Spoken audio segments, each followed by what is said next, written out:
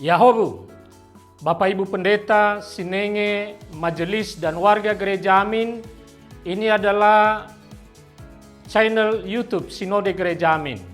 Karena itu, bagi yang mencintai Gereja Amin, tontonlah, subscribe, like, dan bagikan.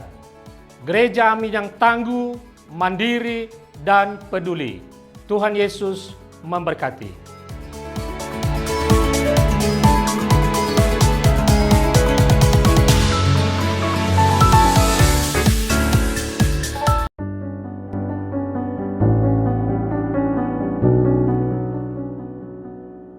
Hai guys, senang dapat menjumpai kalian dalam acara Youth for Christ kembali bersama dengan Penatua Ana Nur Aini dari GKI Gading Indah. Renungan kita kali ini berjudul Mengabaikan Peringatan yang didasarkan pada 1 Samuel 8 ayat pertama sampai 18. Sebelum kita membaca dan merenungkan bagian dari firman Tuhan, mari kita bersatu dalam doa. Tuhan, dalam kehidupan yang kami jalani, seringkali kami mengabaikan berbagai peringatan dalam hidup kami. Terutama peringatan ketika kami menjauh daripadamu. Ketika kami merasa kesepian, ketika kami merasa rasanya hidup kami ada yang kosong. Semestinya kami mencari Engkau. Namun, sering juga kami mengabaikan peringatan dalam hati dan pikiran kami. Namun pada hari ini Tuhan, kami mau diingatkan, kami mau mendengar dan merenungkan bagian dari firman Tuhan yang menolong kami untuk kembali mendekat kepadamu, kembali mengenal Engkau, bahkan kembali mengetahui firman Tuhan dalam hidup kami.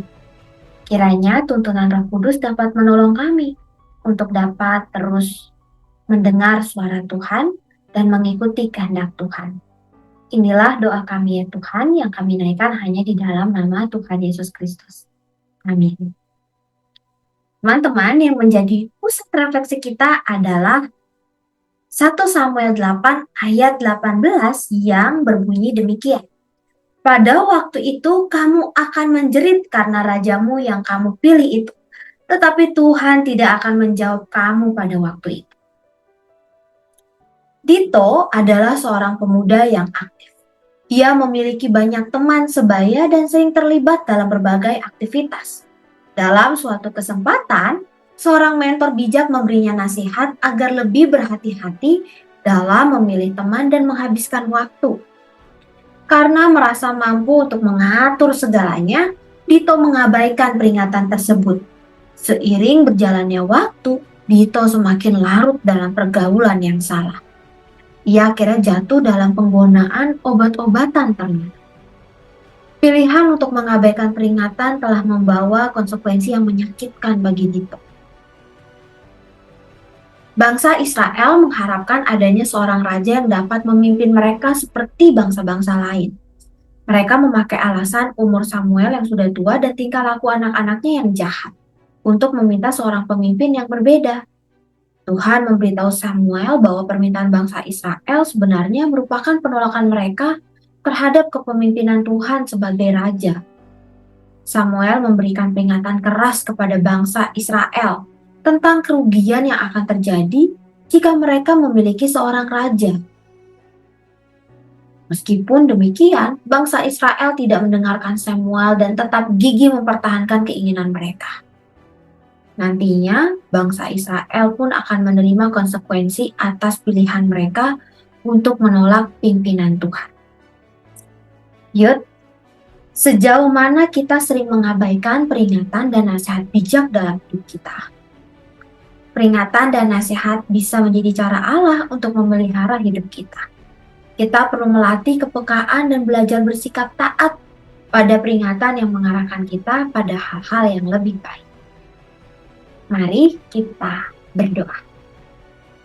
Tuhan, dalam kehidupan yang kami jalani, seringkali kami dianggap masih kecil, terlalu muda, belum berpengalaman.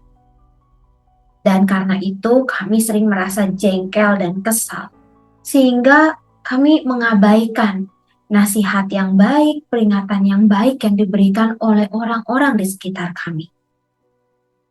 Namun pada hari ini kami mau belajar dari Tuhan. Firman Tuhan yang menolong kami, mengingatkan kami bahwa kami memang perlu peringatan yang kadang diberikan oleh orang lain. Meskipun dengan cara yang tidak sesuai dengan kami, namun ajarlah kami untuk dapat mendengarkan nasihat, peringatan tersebut bukan pada cara-cara penyampaiannya, tetapi terhadap pesan yang ingin disampaikan.